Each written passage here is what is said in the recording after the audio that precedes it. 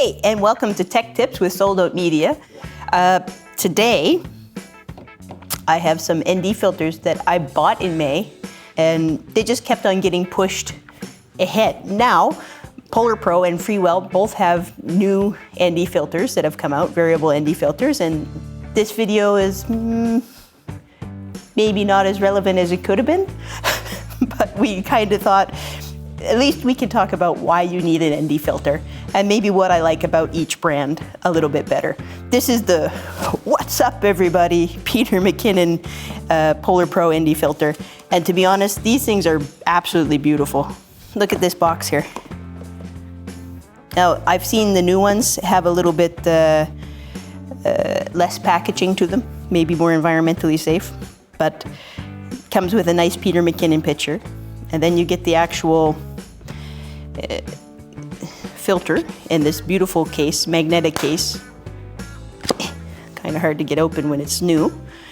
And you get a rubber filter. Now, you generally would not ever handle this with your hand. You'd screw this onto the camera so that you don't actually have to touch the lens without just using the Defender cap by Polar Pro. So then you see, and it spins. So this one is a f-stop of 2, or an extra stop of 2 to 5. So I don't know if you can see that behind the light. Can you see that? Can you see it getting darker? Now, ND filters are primarily a video thing. You don't generally use them for photography. I mean, you can, because they can help you get an extra stop of depth of field in your picture. For example, we often balance in photography and in video how open the iris is to get the most out of focus background. That's what we call depth of field.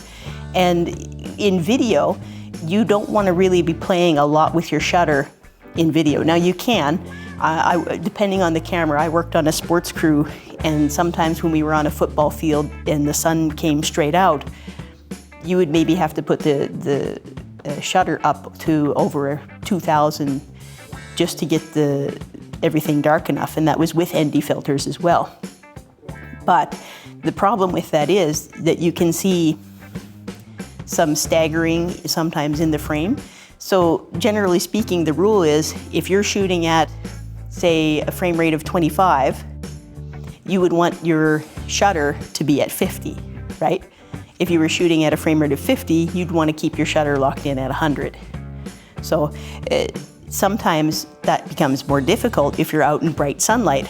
That's why the ND filters come in, because it allows you to keep your aperture wide open, or as open as possible, to get that better depth of field by allowing you to darken the light coming into the sensor, and without having to change your shutter too much. So let's look what else is in the Polar Pro box.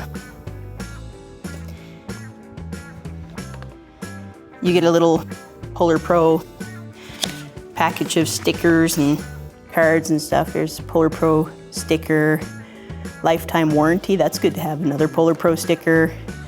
Trying to sell you more Polar Pro stuff. And to be honest, Polar Pro is really good quality, not just the Peter McKinnon versions of it.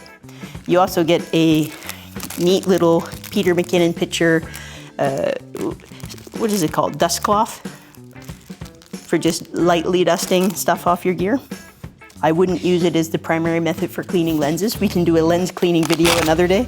And you have this soft case that you can just put the filter in if you want to, instead of having to drag around this hard case.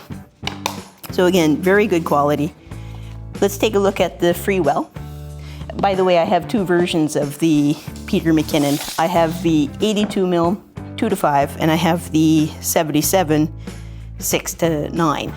And I believe this Freewell is a 77 2 to 5.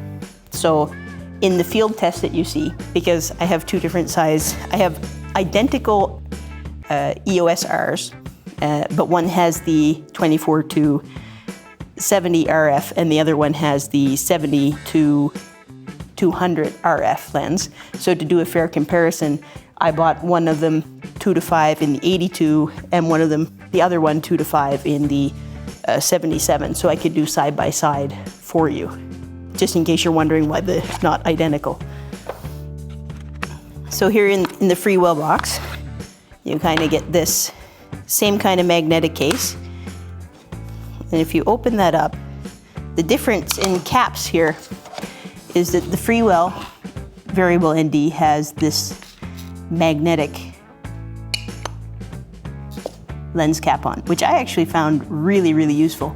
I've been shooting with the Peter McKinnon one all summer, testing it, and I found that that lens defender cap came off more often than I would have liked it to.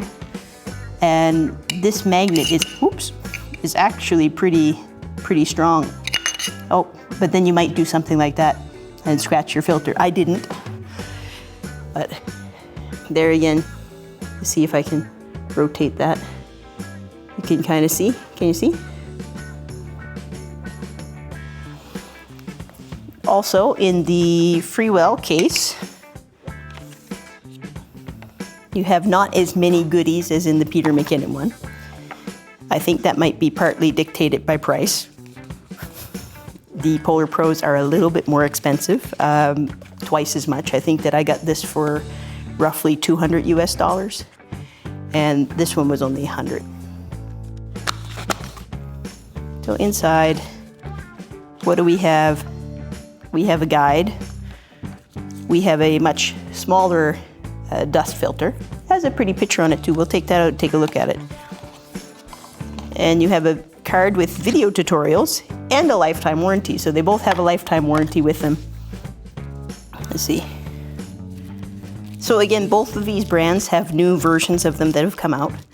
But I just only wanted to maybe take the time to show you what's in the boxes with these, and maybe encourage you guys to invest in some ND filters.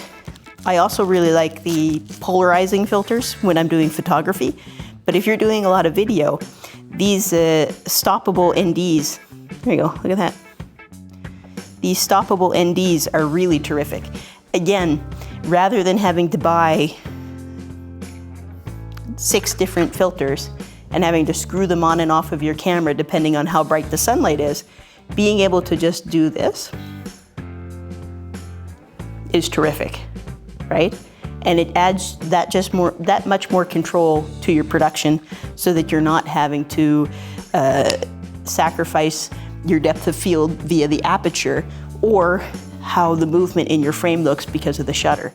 I really hope that this was helpful for you, and just so that you know, I will try to get the new Polar Pro ND filters, and the Freewell ones I'm really interested in because they are like the lens cap, all magnetic. So you actually can just take a filter off and then slap a new filter on like that. And they are quite strong. So I hope this was helpful to you. Give us a like, give us a subscribe, and honestly, have a great day. Thanks for watching our video on filters. I wanted to let you know I did get out and get some more test footage with the DJI Mavic Mini 2, and I would love for you guys to check that out. Here's some video of it, and have a great day. Like us and subscribe if you want to see more content.